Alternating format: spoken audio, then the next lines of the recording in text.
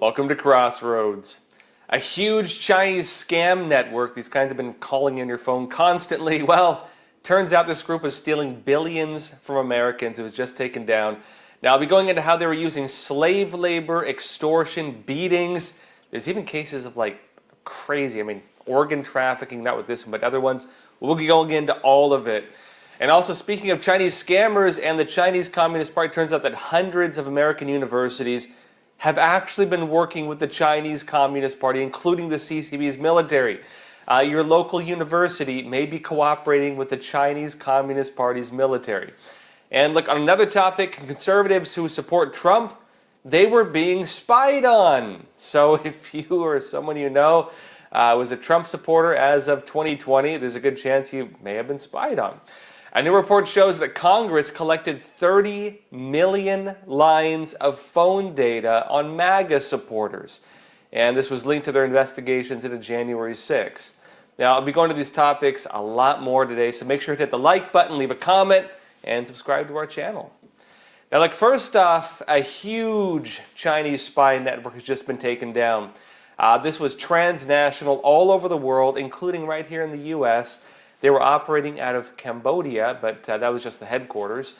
Now, this had been stealing billions of dollars from American victims while also using slaves, extortion, human trafficking, and beatings, not to the point of death, but almost as a form of control. Treasury Department says this. It says today, the U.S. Department of Treasury's Office of Foreign Assets Control and Financial Crimes Enforcement Network, in close coordination with the United Kingdom's Foreign Commonwealth, the UK, and Development Office, took complementary actions, meaning they worked together, against criminal networks responsible for targeting citizens of the United States and other allied nations through online scams and the laundering of stolen funds. Anybody who's been getting these constant phone calls, scam calls from all corners of the world, you might have been targeted by these people.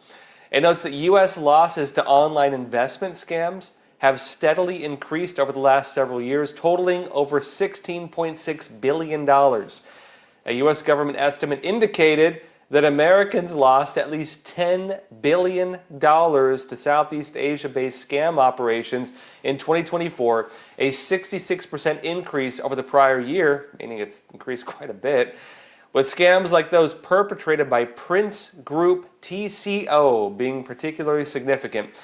And this is the group they just took down. It says Prince Group TCO profits from a litany of transnational crimes, including sextortion, a type of fraud involving the solicitation for eventual blackmail of sexually explicit material, often from minors. So they get your kid on social media, they call their phone, they text them, they find a way to get to your children. They then pretend to date your kids and, do these tactics they use, grooming them. Kid will send photos they shouldn't be sending. They then use those photos as blackmail. They blackmail children using these, allegedly, right? Also includes, it says, money laundering, various frauds and rackets, corruption, illegal online gambling, and the industrial-scale trafficking, torture, and extortion of enslaved workers in furtherance of the operation of at least 10 scam compounds in Cambodia. Now, important to note, most of the operatives with this, most people running it, they're Chinese, right? CCP title, I'll get into it. Even some evidence of ties to the United Front, meaning kind of like the Chinese Communist Party being involved. But they were doing this out of Cambodia. Important to note, Cambodia and Laos are so deeply infiltrated by the Chinese Communist Party that when the CCP wants to arrest people, like luring people who are critics of the CCP, they try to get them to go to Cambodia or Laos to arrest them. So deeply tied in with it. It notes that in these compounds, workers are often lured by the promise of well-paid jobs in customer service, tech support, and related fields, but are instead held against their will and made to scam people from around the world in so-called pig butchering and other fraud schemes. And what does that mean? What do they mean by pig butchering? It means you got to make the pig fat, and then you butcher it for what you want out of it. Basically, they groom people, and then once they're groomed, they start getting money out of them. That's what they call this. It says these schemes involve cultivating, meaning you're growing it, sometimes over the course of months, elaborate relationships with victims, gaining their trust and confidence, then inducing them to invest funds in fraudulent investment platforms ultimately controlled by scammers. So you're having an online relationship, maybe someone texts you out of nowhere, an old friend, maybe an influencer. They actually make fake versions of influencer accounts. They've even done spoofs of my accounts. I've seen not this group, but other ones. It's very common. They get these fake influencer accounts. They reach out to people. Oh, I must have contacted you by accident. But, my name is so-and-so. We should be friends. Very common. They groom you into a fake relationship. And then once you're, talking to them often and you're enjoying their conversations, they then say, hey, I have a great offer. You're not going to believe this. You should invest some money in this company. I know it's going to take off. And they get people pouring their money into it, and they steal it. It says the butchering comes when the scammers go dark after taking every dollar they can from their victims. Some people clean out their entire investments, giving it to these groups. It says the takedown of this network also involved a larger network tied to Jinbei Group, which is a luxury hotel and casino company. Chinese, but it's also tied to, again, Chinese money, money laundering in New York even. Again, these are Chinese operations basically operating outside of China for the most part. Now, the House Select Committee on the CCP also said in a post on X that, quote, yesterday's U.S. Treasury action targets a massive cyber fraud network laundering billions. It says the CCP's, Chinese Communist Party's opaque financial system enables schemes like this to thrive. It says the Select Committee on China urges the U.S. Treasury and our allies to keep following the money into CCP-linked enablers and shell firms. Now, I'd add to that, the Chinese Communist Party's banking system, the financial system, it is opaque, but only for people outside of China.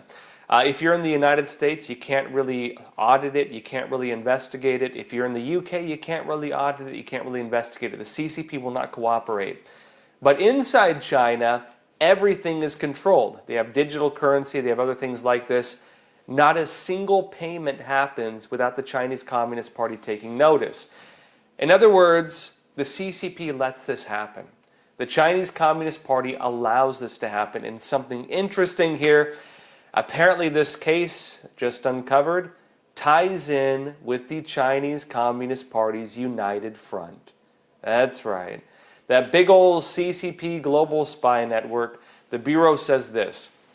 It says, the latest U.S. Treasury sanctions explicitly connect Chen Zi to Wan Kuo-Kui, the notorious Macau triad boss, triads of the Chinese mafia, known as Broken Tooth.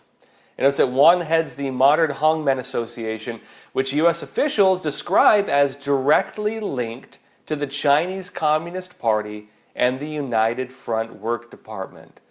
Again, the United Front has been a focus of my own investigations going back to 2008. A massive Chinese spy network operating heavily in the United States, operating all around the world, extorting people, blackmailing people, human trafficking, drug trafficking, compromising government officials, compromising business leaders, and relatively allowed to operate freely. Basically, nothing ever happens against them. They operate in the open in the United States. It says the sanctions also state that Prince Group worked with Rose Wong, a Palau-based organized crime facilitator who is the vice president of Palau's Overseas Chinese Federation, which may conduct unofficial diplomacy for China. Oftentimes, these Overseas Chinese Federation, Overseas Friendship Associations, China-America Friendship Association, all these things, those are oftentimes what you call tongs, T-O-N-G-S, and the Chinese Communist Party targets these organizations to basically work as the arms of the regime in other countries, which is how these things operate. And typically, the Chinese mafia will operate beneath them. They basically work out of the facilities of these tongs, which is how Chinese organized crime functions. It says here, though, in 2018, she introduced Wan Kuo-Kui to Palau's then president, while one was seeking casino licenses. Look at these intertwining connections, right? And it says that OFAC had already sanctioned Broken Tooth, the mob boss, the Chinese mob boss, in 2020 under Executive Order 13818 for spreading crime and corruption across Southeast Asia and Palau. By designated Rose Wong in connection with Prince Group's Palau schemes, the U.S. government effectively linked Chen Zi to Chinese state-aligned and United Front operations, of which both Wong and Broken Tooth are established associates. Meaning you have to tie a couple different things together. A lot of people are not making this connection, but that is a very big deal. This network through association does tie into the Chinese Communist Party. The United Front Work Department is an office of the Chinese government. Now, look, these are horrifying stories. Some of the operations have just terrible things. People are being sold into slavery. People are being kidnapped. There was a recent story, actually, where a woman actually sold her boyfriend into slavery to one of these gangs for not that much money. There was a horrifying story of a girl traveling from another country. A singer traveled to one of these countries. They trafficked her. They sex trafficked her. They enslaved her. And they eventually murdered her and harvested her organs. That was actually in Myanmar. They have issues like this. And so these gangs, they're not just robbing people, it's everything. Human trafficking, sex trafficking, drug trafficking, human organ trafficking, meaning they murder people for their organs. Because again, if it's tied in with the CCP, that's what the CCP also does. And look, it's not even just the pig butchering networks, as they call them. It's also just smaller scams being done through like massive phone farms and other tools. Remember in New York and New Jersey, they just shut down a couple of these major facilities. You're talking like hundreds of fake phones, making calls, calling in SWAT teams on government officials, basically causing chaos in the United States. And, finally shut down after who knows how long. But among the more common scams involved, scammers tried to say victims owe money on things like highway tolls. And part of that network is also recently exposed. Maybe some of you experienced this. How many of you have gotten these emails or text messages, according to your local highway toll company, you owe $57. Many people get these. I've received emails like this. They're extremely common right now. And if you've received them, well, know that oftentimes it's a scam, but here's how it works. Wall Street Journal just said this: the U.S. is awash with scam text messages. Officials say it has become a $1 billion, highly sophisticated business benefiting criminals in China. Why is the CCP always behind it? It says your highway toll payment is now past due. One text warns. You have U.S. Postal Service fees to pay. Uh-oh, another threatens. You owe the New York City Department of Finance for unpaid traffic violations. It says the text ploys to get unsuspecting victims to fork over their credit card details, and the gang behind the scams take advantage of this information to buy iPhones, gift cards, clothing, and cosmetics. It says criminal organizations operating out of China, again, which investigators blame for the toll and postage messages, have used them to make more than $1 billion over the last 3 years, according to the Department of Homeland Security. Why is it always China? Of course, some of these operate out of other countries. India has a huge problem with these scammers. Mexico has a huge problem with these scammers. But some of the biggest networks being exposed right now, Chinese networks. And again, these are real dirty ones, tied in with just about every crime under the books.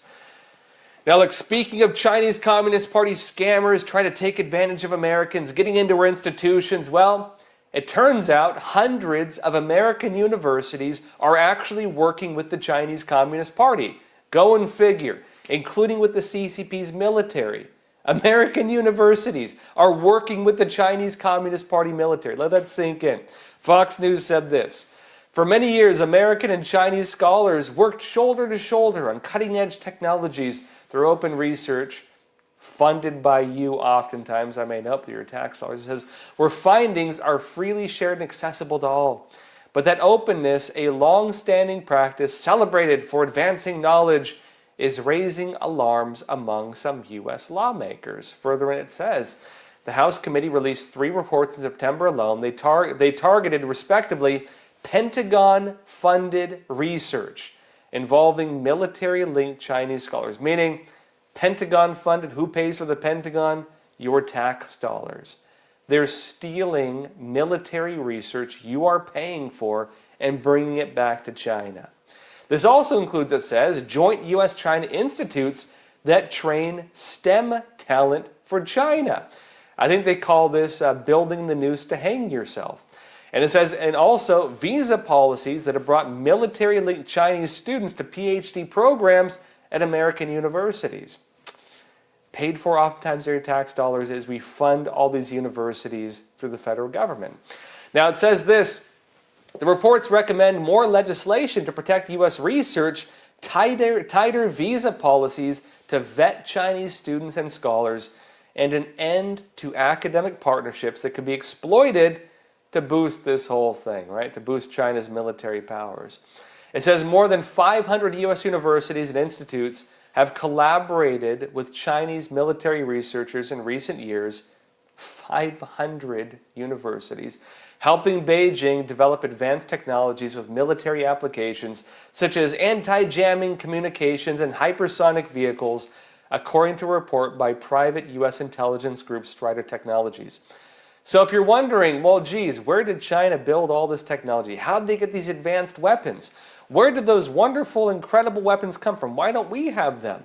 The simple answer is you helped them build it. You paid for it. The government gave them the money. It went to the universities, and the universities, well, they handed it off to China by bringing in all these Chinese researchers and working with the Chinese military.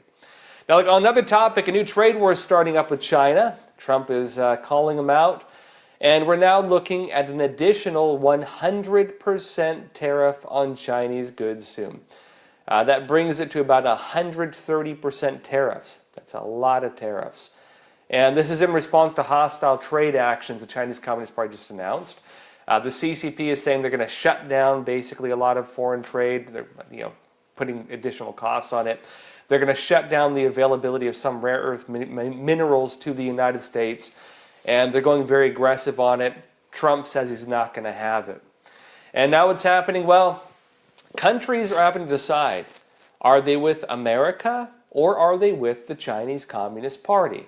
Are they U.S. aligned or are they CCP aligned? And it's becoming now, they can choose one, but they can't choose both. And many are choosing to follow the United States in this new trade war. In a recent speech, Treasury Secretary Scott Bessent described this growing battle as, quote, China versus the world. Watch this. As the president said, we want to help China, not hurt it. If some in the Chinese government want to slow down the global economy through disappointing actions and through economic coercion, the Chinese economy will be hurt the most. And make no mistake, this is China versus the world. They have put these unacceptable export controls on the entire world. China is a command and control economy, and we and our allies will neither be commanded nor controlled. China versus the world. I would actually say it's been like this for a long time. For many years now, the world has been having to choose between, do you want to align with the Chinese Communist Party or the USA? The issue for a long time, though, is that you've been allowed to take advantage of America while making deals with the CCP that were not really, that great, but people wanted access to the Chinese market. For decades now, many countries have allowed the United States to fund their military, to bankroll their social, free healthcare programs, to pay for their food. We let them tariff us. We let them put additional costs on Americans. And Americans have basically been shouldering the cost of just about the entire world through bad trade deals, trading at a loss, subsidizing them, giving them grants, all kinds of money for who knows why. But a lot of that's now coming to an end. The Chinese Communist Party, on the other hand, has had a very different offer. It says, look, take advantage of America and come and build your factories in China. The CCP has, of course, become the main focus of a lot of investment, foreign business, manufacturing, minerals, materials, and has effectively dominated a lot of markets. They've let them do it. And America has been footing the bill on just about all the fat, all the slack these countries have. What is now happening is both sides of this are ending. The United States is no longer picking up the slack for Europe's defense budget. The United States is no longer picking up the slack for Canada's healthcare system. Again, they're having to pay their fair share on medicines. The United States is no longer allowing countries to make bad trade deals. I mean, at least for now. We'll see if it changes next leader coming in. But now, as things stand, if a country is putting additional costs on Americans, we're matching them with tariffs. And if we're trading at a $100 billion loss, we're going to get $100 billion worth of tariffs. At least that's the way it's set up, and we'll see if it lasts. But the Chinese Communist Party, on its side, it's becoming less appealing, let's say. The CCP is becoming more authoritarian internally. The Chinese Communist Party is putting restrictions on exports of minerals. It's weaponizing them. It's saying that if you don't agree with our military policies, we're going to cut off your supplies to magnets or other things you need to basically keep your economy rolling. And as this happens, a lot of countries are saying, you know what? I can build the same thing cheaper somewhere else. I can invest in a new growing market that has more potential for growth. I can put my money somewhere where I don't have the CCP breathing down my neck and my executives are not being threatened with arrest every single day they're there. I can put my manufacturing somewhere that's not going to risk port shutdowns or other things because the CCP just decides to one day, and they're moving their businesses out elsewhere. As this happens, they're finding the CCP actually does not really have much power diplomatically. All the power was tied in with these kinds of deals. The deals go away, the power goes away.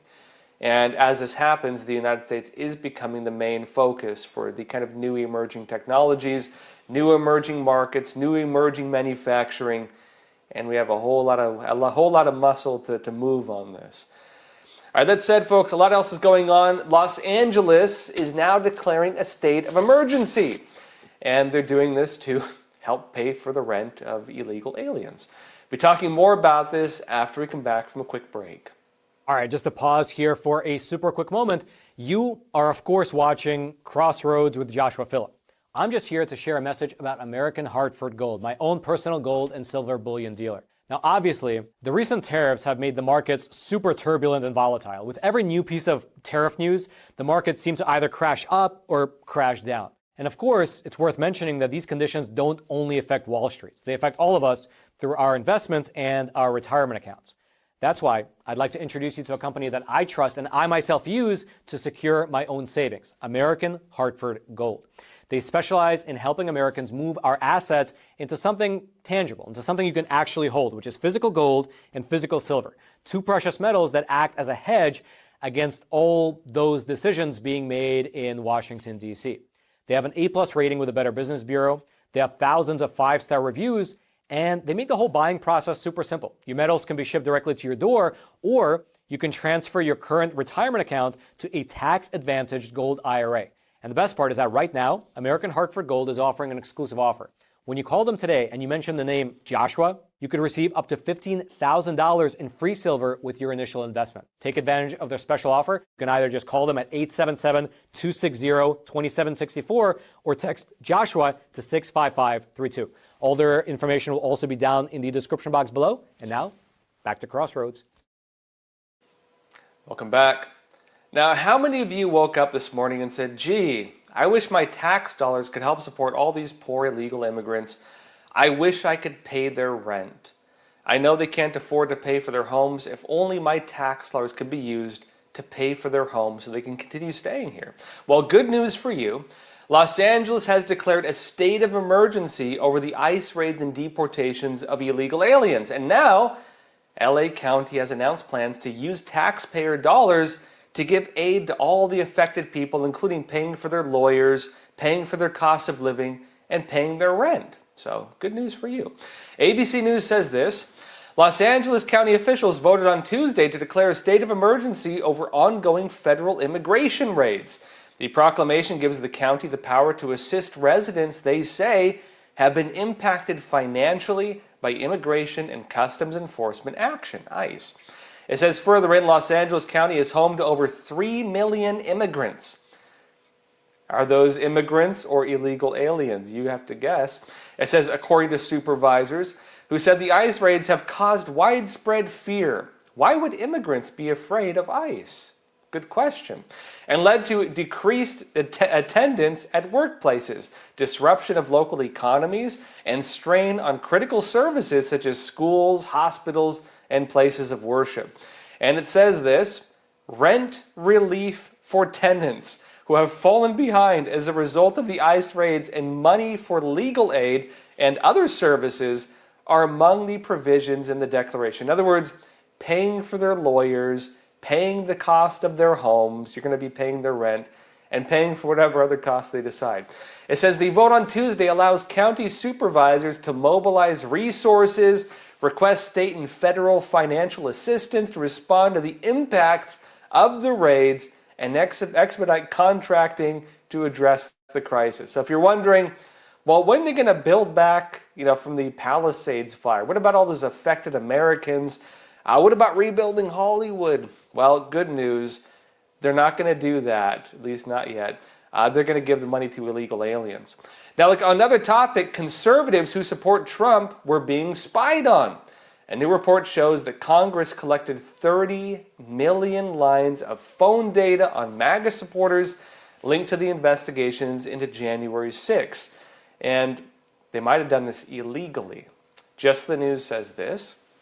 Congressional investigators collected a stunning 30 million lines of phone data mapping contracts between conservatives and the Trump White House in the name of investigating the January 6th Capitol breach.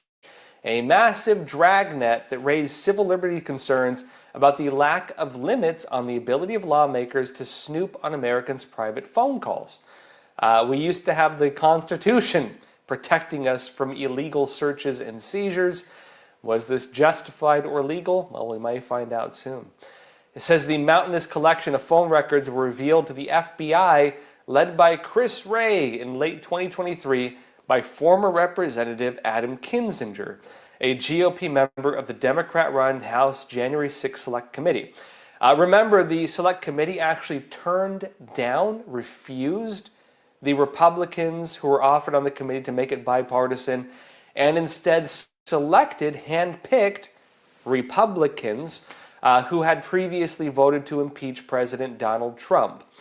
So they turned down the Republicans who would have been on the side of the Republicans and chose two Republicans who actually had previously sided with Democrats to be on the committee, which is how they did it.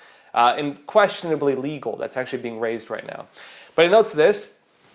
The cache, all these phone records, was offered to the Bureau on the eve of the 2024 presidential election as evidence without requiring a warrant, according to an FBI document memorializing the offer that was reviewed by Just the News.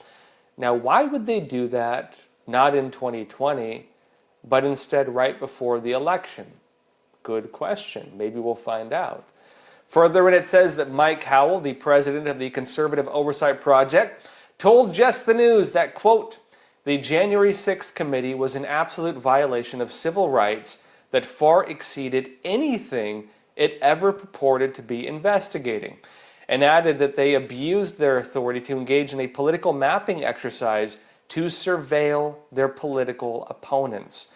And he added that, quote, whoever turned this information over to the committee is exposed here, and we will be exploring ways to hold them accountable. What does that mean? Does it mean calling them in to testify? Does it mean criminal charges? Well, we don't know.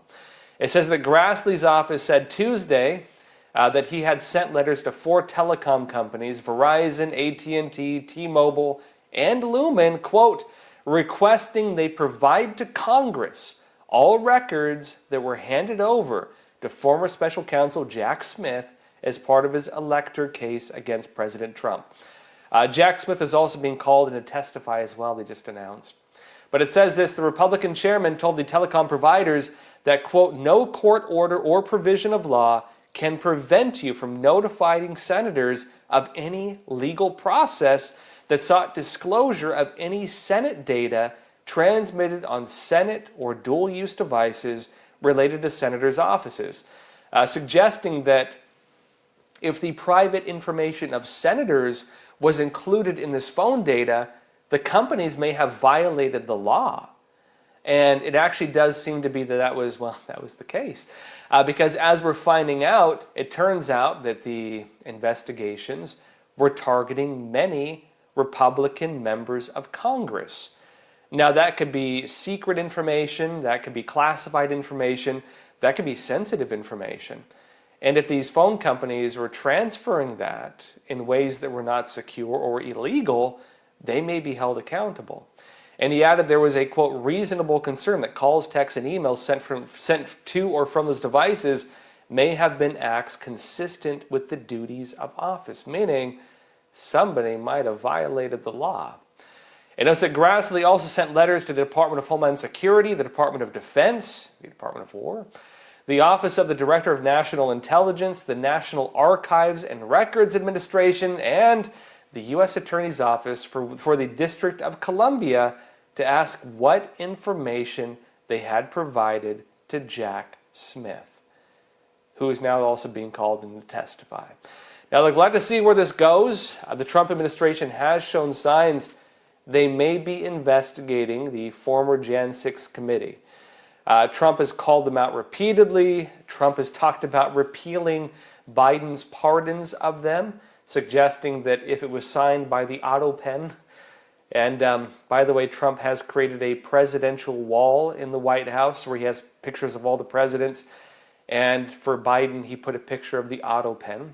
Trump seems to believe that the auto pen was doing a lot of the work, which was the automatic machine to sign his name, and there was people operating it. Trump is using that fact to try to get rid of a lot of what Biden had done, including many of his pardons. If Trump does that, it means that many members of that committee may be up for investigation and possible prosecution. Trump has said, as have others, that they actually deleted evidence illegally. They deny this. We will find out if they continue the investigation.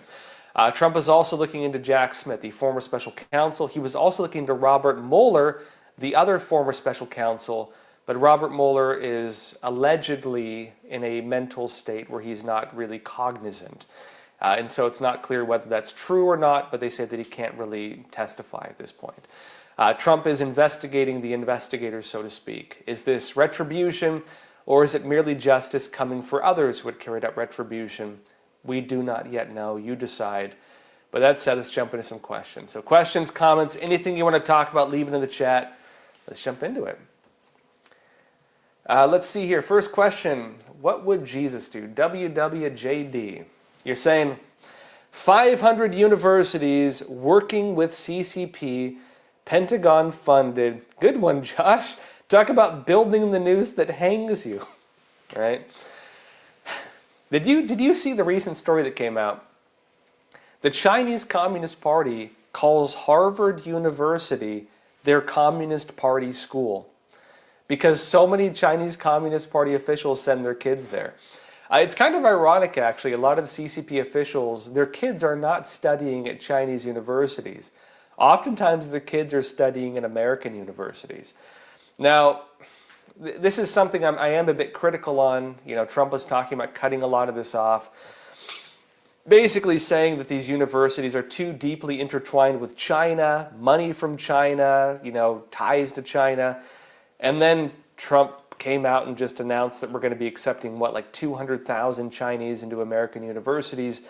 The problem is, you know, while we take out loans for our kids, these officials have their kids come here and they pay in cash. And a lot of universities, they become dependent on money from China. Now, in my personal opinion, if the market cannot sustain itself without doing things that are unethical or dangerous to the United States, let the ones that should fail, fail. Let the market correct itself and show them where the door is. I don't think America should be allowing this because obviously it is allowing American-funded research programs to fall in the hands of the Chinese Communist Party. They're stealing our research. How is it that we're paying for weapons research and we're basically researching it so the Chinese Communist Party can steal it? Why are we doing this? How is it that we're doing research that should be benefiting the future of our country And we're letting the CCP send spies to our universities so they can participate in the studies and then bring it back to China. That is the very definition of building the noose to hang yourself. It's insane. And I would note too, the big thing they need to investigate, the Chinese student and scholar associations. If anybody watching the show has the ability to contact your local legislature, if anybody watching the show has, maybe is a lawmaker yourself, the Chinese Student and Scholar Associations, the CSSAs, are the biggest threat to American universities. These are organizations openly funded by the Chinese Communist Party. They are funded by and operated through the Chinese consulates, and the Chinese Communist Party has a branch of its government that facilitates the operations. These also tie into the United Front. It's not just students and scholars, meaning faculty at the universities. It's also members of the Chinese community. That's the United Front. They're not talking about like dissidents, right? They carry out acts of suppression of Chinese critics of the Chinese Communist Party. If a Chinese student comes to the US and gets involved in a democracy movement, this group spies on them and then punishes them and their family. These are the organizations that plant students as researchers. These are organizations that tie in with compromised people at universities. Not even just Chinese professors, but even people who are American professors who are working for the Chinese Communist Party, and there's a lot of them taking money under the table, having speaker fees in China, that kind of thing. There's a lot of that going on. A lot of people being paid off by the CCP to American universities. And also the worst part of it, the CCP uses the Chinese Student and Scholar Associations to groom students to become spies in the American system. They will try to grow their careers and plant them into government agencies. They'll plant them into local political organizations. They'll plant them in businesses. They groom them, plant them, then use them. The CSSAs, Chinese Student and Scholar Associations, are one of the greatest national security threats to the United States, and almost nobody is talking about them. They need to be exposed. They really need to be exposed. And they are active at almost every major American university. Not only are they active at almost every major American university, but for the most part, they also force Chinese students to enroll. They're involuntarily enrolled when they come here, meaning because of these networks, every Chinese student visiting the United States is a national security threat. If you want to resolve that, resolve the CSSAs. That's the easiest way to fix it. My personal advice to anyone capable of doing something on this. California gal, you're saying, I don't think Americans helping the rest of the world has been good for both us and them. I agree with you. You're saying it has created an unhealthy dependence and not allowed other countries to thrive on their own. Yeah, I've actually talked to some people on this. I'll give you one example of it. So, the basic point you're making is that the American support, and over-support in some cases, has created a type of dependency in other countries that has made them not pick up the slack, that has made them, lazy, or create systems that are not sustainable. They become dependent on us. I don't believe that having someone dependent on you is responsible. I'll give you a few examples of this. As a parent, if a parent wants to have their kids dependent on them indefinitely, if you're not teaching them to be independent, you're not being responsible to them. Part of what a parent does when they raise a kid is they teach them how to take care of themselves. You're teaching them how to be adults. You're teaching them how to function out in the broader world. That is how you create a responsible member of society. If you want them to be dependent on you indefinitely, it means you want to control them. You don't want them flying off. You don't want them being their own people. You don't want them, leaving because, you love them so much. I'm dealing with the same thing. My daughter's almost 16 years old, right? She might leave in 2 years. I'm not looking forward to it, right? But as a parent, you got to make it so they can take care of themselves. It's the same thing with any relationship. If you have somebody who's dependent on you, you're creating a person who cannot live without you. And, you know, it's mixed. Like, you know, you can have a dog that's dependent on you and you want to train it, and you can withhold the dog treats to train it and do what you want. You can make them do little backflips or roll over or whatever else, you know, by withholding treats and then, you know, giving it to them, right? They're dependent on you. You control them, right? You own that doggy. And, you know, for some relationships it works, right? Maybe I'd say with an animal, it's probably a good relationship. But with humans, with countries, with business deals, you don't really want that. Oftentimes a healthy deal involves both sides benefit. I have something you want, you have something I want. Let's exchange. Any kind of good relationship works on an exchange, right? You fill in the gaps of the other person. A good military unit works as an exchange. You know, you're my spotter, I'm your sniper, that kind of thing, right? You know, husband and wife is an exchange. You have skill sets that the other lacks. You have strengths the other lacks. And, you know, you create a healthy relationship. But when you have a system where one side benefits totally, the other side just provides everything, you have an unhealthy relationship. And when it's not being met in a kind of amicable fashion, you have one side that becomes needy and dependent, and the other side that effectively controls them through that neediness. Now, is America in a position like that with these countries? Ironically, I don't think it's worked out for anybody. I agree with California Gal. I don't think anybody has benefited from this. Americans do not like paying for the military of NATO. We don't. I don't. Do you know anybody who's like, hey, good thing Spain doesn't pay its fair share? Wonderful.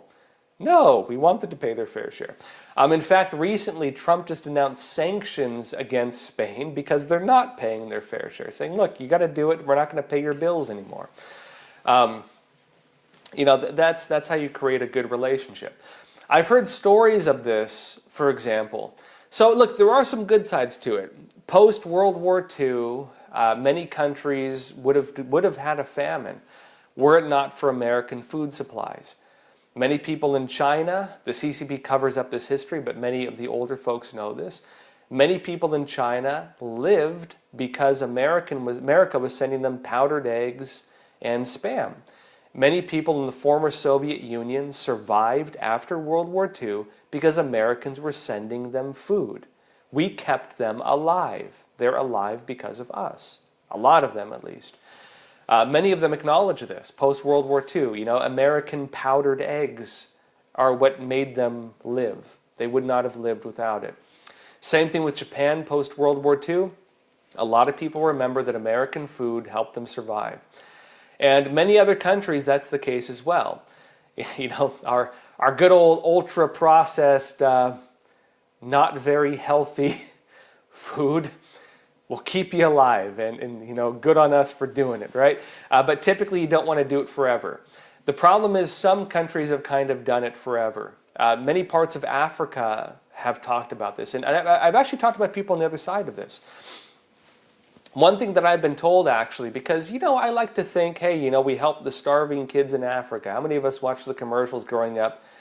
Donate 10 cents a day, and you know, you can stop little Billy from starving. You know, good. You know, I'll donate $100.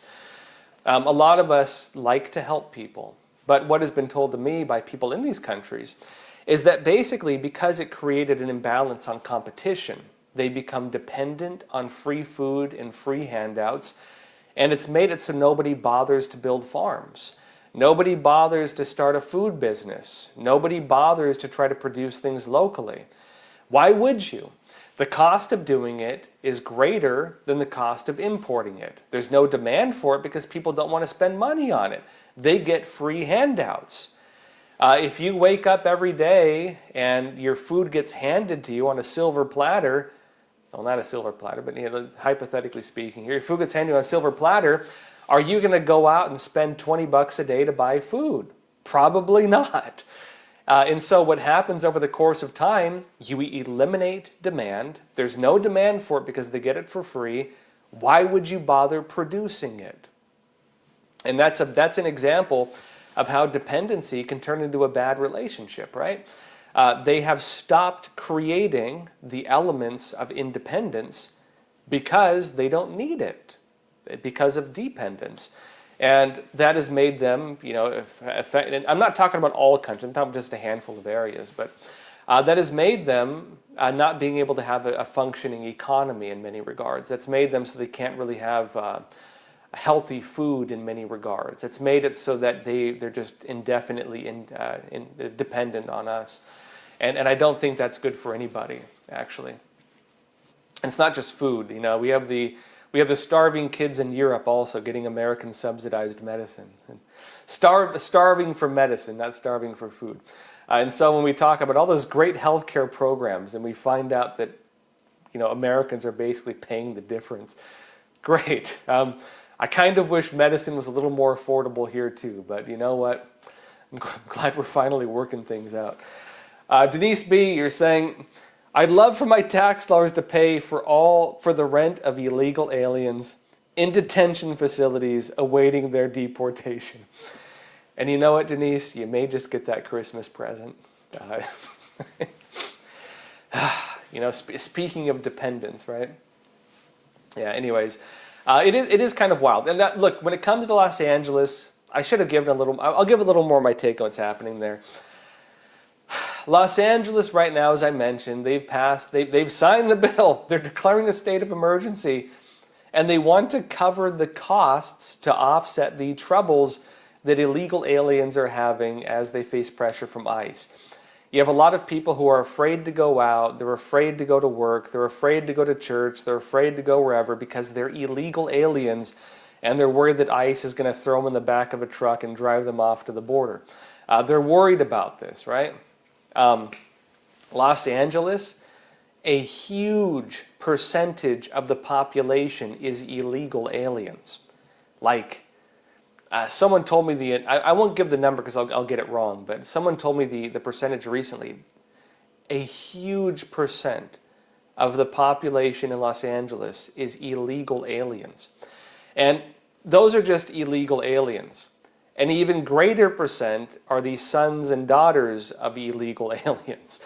And so, you have your illegal alien population, then you have your second generation, population who, are legal because that's the way our system works.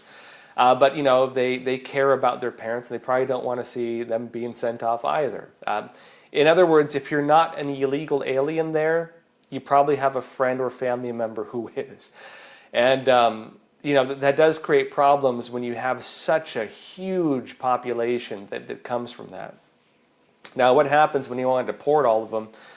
I mean, look, I was out in Los Angeles just recently. Some of you actually came to my speaking events there. We have another one coming up next month, actually, in Orange County. I'll be giving you more updates on that pretty soon. But, it's a problem because I don't know how they're ever going to deal with it. You have such a massive portion of the population there that could be deported that you can't really do it without, just turning the whole city upside down. And there are a lot of people wondering if it's even possible. The current numbers of deportations from the Trump administration are not anywhere close to being able to fully deal with the problem. So the question is, look, are they going to up the ante? Are they going to increase it? Are they just going after the criminals, the gang members, the people with criminal records? Maybe, I don't know. Are they going to, throw the border wide open after Trump leaves office because the problem is so big you can never fix it? I don't know. We'll have to see how they approach it. But there are a lot of people fighting to keep it. And the other issue you have is that, look, if your parents are illegal aliens and you're born here, you can run for government office. You can become an elected official. And we have a lot of elected officials whose parents are illegal aliens. And when they go and pass laws and vote on things, they're voting based on that. And so, I don't know how America is going to deal with this issue, really. Either we just let them all stay or we send them all back. And I don't know if either of those is totally possible. So, I don't know what they're going to do with it. Robins you're saying, why do Californians let them get away with this? If the illegals control it that much, maybe it's time to give California back to Mexico. I think you might have found the big solution. Now look, as a former San Diegan, I'd hate to see San Diego get given to them.